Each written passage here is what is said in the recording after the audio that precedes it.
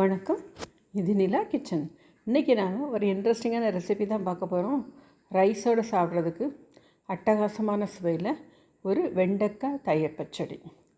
இது சாப்பிட்றதுக்கு ரொம்ப நல்லாயிருக்கும்.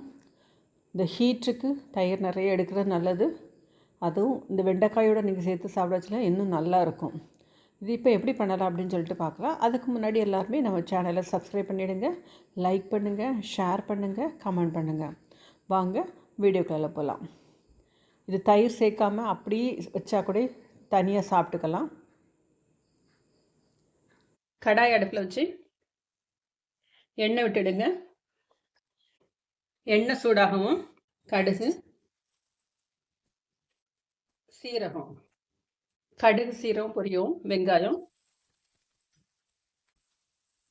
கொஞ்சம் வதங்கட்டும். கொஞ்சம் உப்பு சேர்த்துக்கலாம். வெங்காயம் ஓரளவுக்கு வதங்கினோடனே நறுக்குன வெண்டைக்காயை ஒரு பிளேட்டில் கட் பண்ணி விரித்து ஃபேனுக்கு கீழே வச்சிங்கன்னா சீக்கிரம் கொஞ்சம் அந்த வாடி வந்துடும். ஈரப்பதம் வாடிச்சு அப்படின்னா நம்ம வதக்கி எடுக்கிறதுல ஈஸியாக வளவளப்பு மாறிடும்.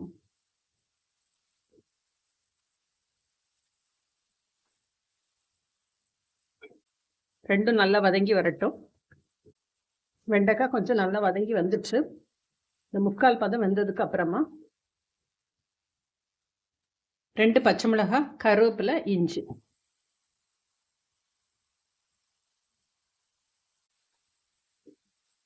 இதுவும் சேர்த்து நல்லா வறுக்கலாம். இப்போ வெண்டைக்காய்க்கு தேவையான அளவுக்கு உப்பு சேர்த்துடலாம். சாஃப்டாட்டு வெண்டைக்காய் வதங்கி வரட்டும். ஈரப்பதம் நல்லா போய் அதே டைமில் காய் வெந்து வரணும். அதனால ஒரு மூடி போட்டுடலாம். இப்போ காய் வேகிறதுக்குள்ள ஒரு மசாலா அரைச்சி எடுத்துடலாம். கொஞ்சமாக தேங்காய் எடுத்துடுங்க. அதோட தேங்காய், சீரகம், மல்லி இலை 3 சேர்த்து நைஸாக அரைச்சி எடுத்துடுவோம். தேங்காய், சீரகம், மல்லி இலை 3 அரைச்சி எடுத்தாச்சு. வெண்டைக்காய் நல்லா வதங்கி வந்துட்டு இப்போ இதுக்கு தேவையான மசாலா சேர்த்துடலாம். வெண்டைக்காயில் ஈரப்பதம் போனதுக்கு அப்புறமா தக்காளி சேருங்க. ஏற்கனவே காரத்துக்காக 2 பச்சை மிளகாய் சேர்த்துருக்கோம். இப்போ பாக்கி மிளகாய் பொடி போட்டுவிடலாம். 1/2 டீஸ்பூன் மிளகாய் பொடி, மஞ்சள் பொடி ஒரு 1/4 டீஸ்பூன், தனியா பொடி ஒரு 1/2 டீஸ்பூன். இந்த மசாலாவும் தக்காளியும் வெந்து வரணும்.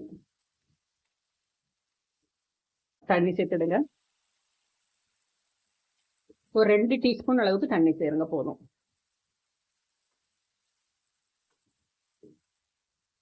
வெண்டைக்காயில் உள்ள வளவளப்பு போனதுக்கு அப்புறமா தண்ணி சேர்த்திங்கன்னா ஒன்றும் பிரச்சனை இல்லை. பாருங்கள், எந்த ஒரு வளவளப்பும் இருக்காது, நல்ல உதிரியாக இருக்கும். இந்த ஸ்டேஜில் தான் தண்ணி சேர்க்கணும். தக்காளி மசாலா எல்லாம் ஒரு 5 நிமிஷம் ஸ்லோ ஃப்ளேமில் குக் ஆகட்டும்.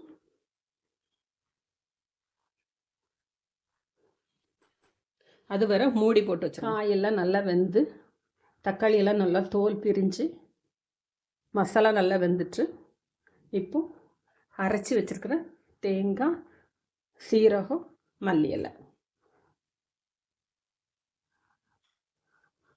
தேங்காய் ரொம்ப குக் ஆகண்டாம், லைட்டாக ஒரு கலர்னா மட்டும் போதும். உப்பு மட்டும் இப்போ செக் பண்ணிக்கிடுங்க. மறுபடியும் நம்ம தயிர் வேற ஊற்ற வேண்டி இருக்குது.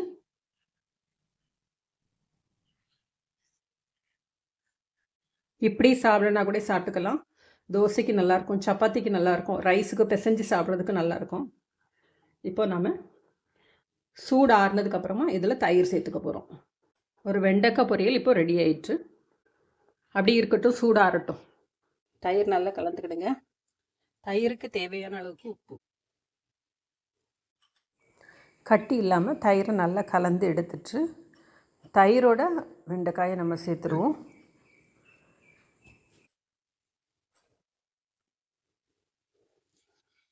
வெண்டைக்காய் சேர்த்துடலாம். கலக்கிற தயிரில் வெண்டைக்காயை சேர்த்து நல்லா மிக்ஸ் பண்ணி சர்வ் பண்ண வேண்டியதான். சுவையான வெண்டைக்காய் தயிர் பச்சடி ரெடி ஆயிரும்.